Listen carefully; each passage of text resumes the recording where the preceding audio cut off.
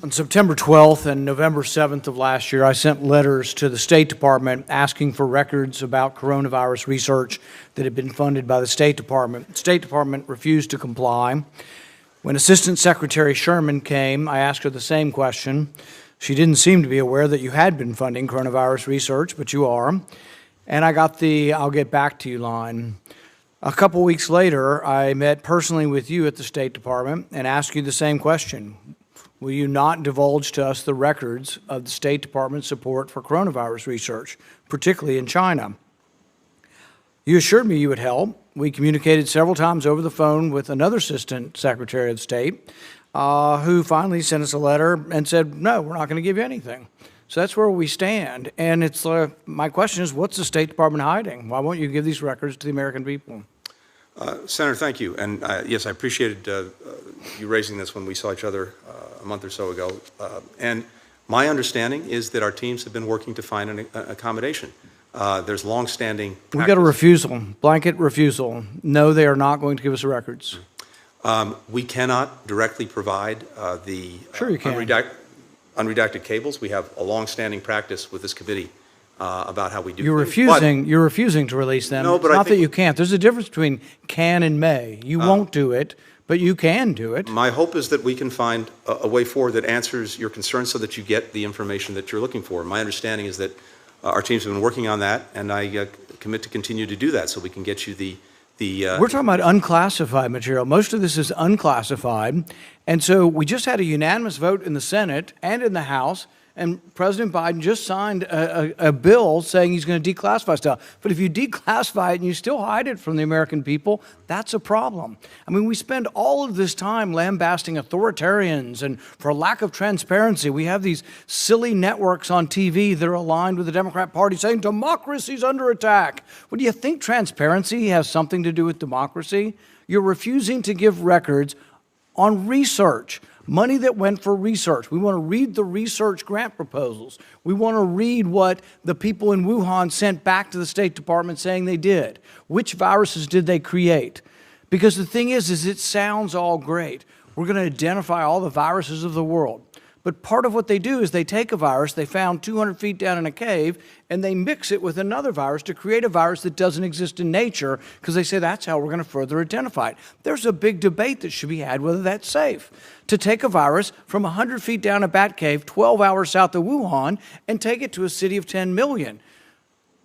And yet you won't help us investigate this. You refuse, and it is reminiscent of the countries we criticize for lack of transparency, and yet you sit there and say you're still going to continue to reviews. Senator, I think there are very important debates that certainly go beyond my knowledge and expertise. For example, on gain of function, that I know there's a vigorous debate about whether the risk outweighs the reward. I don't have the expertise to know that. But how do we have oversight or investigate it if you won't give us a record? So the program that, in this instance, USAID was involved in was not engaged in gain of function work or gain of function. That's a debate. But and that's your opinion. We'd like to see the records. So Fauci says there was no gain of function in Wuhan, and nobody believes him anymore. You know, again, there's I think an important debate about this. As I recall, during the Obama administration, there was actually a moratorium put on. I know, but it isn't the debate. I don't want to have that debate with you. I only want to have the records. Again, I believe that we can find a way to get you the information that you're looking for. All right, but the last response we have from you is no. So the American public needs to know. I've asked many, many times. I've asked you in person. This is the second time in person. I've talked to 2 assistant secretaries of state, and the writing we get back from you is no. Not maybe, not we'll work with you, it's no.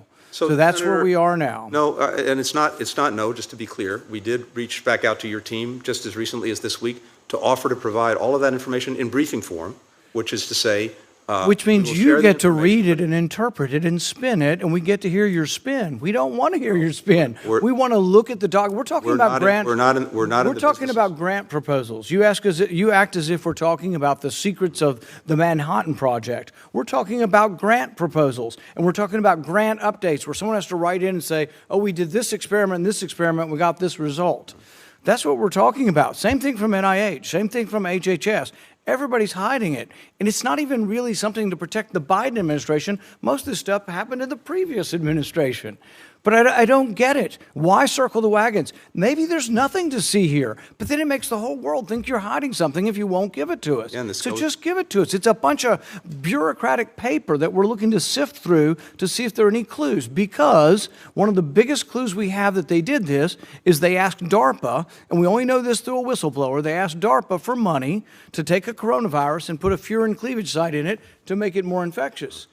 And lo and behold, that's what COVID-19 is. It looks just like what they said they wanted to create with our money. And we turned them down, but that doesn't mean they didn't do the research.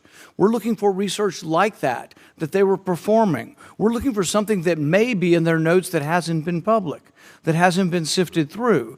But what we feel is that people at State Department and at NIH and HHS are conflicted. Why?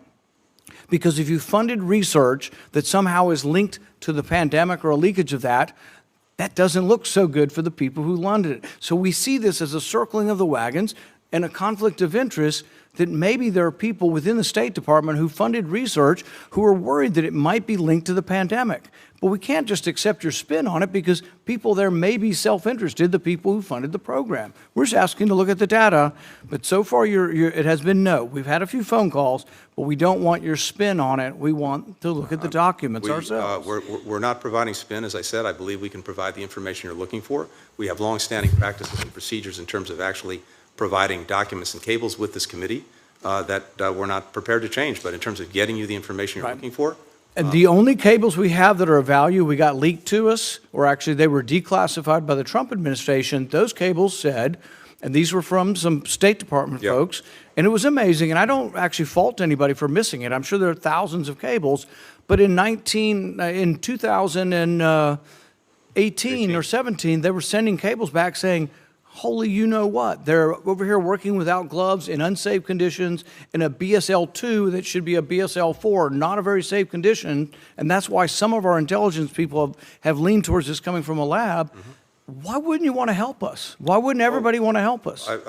I've seen those cables. You're right, they've come out, and I think what they said, at least as I read them, was that there were concerns based on State Department officials but we only know those because someone had the sufficiently gumption to trained declassify them. And I'll end with this because I know my time's up. Mr. Chairman, it takes one signature.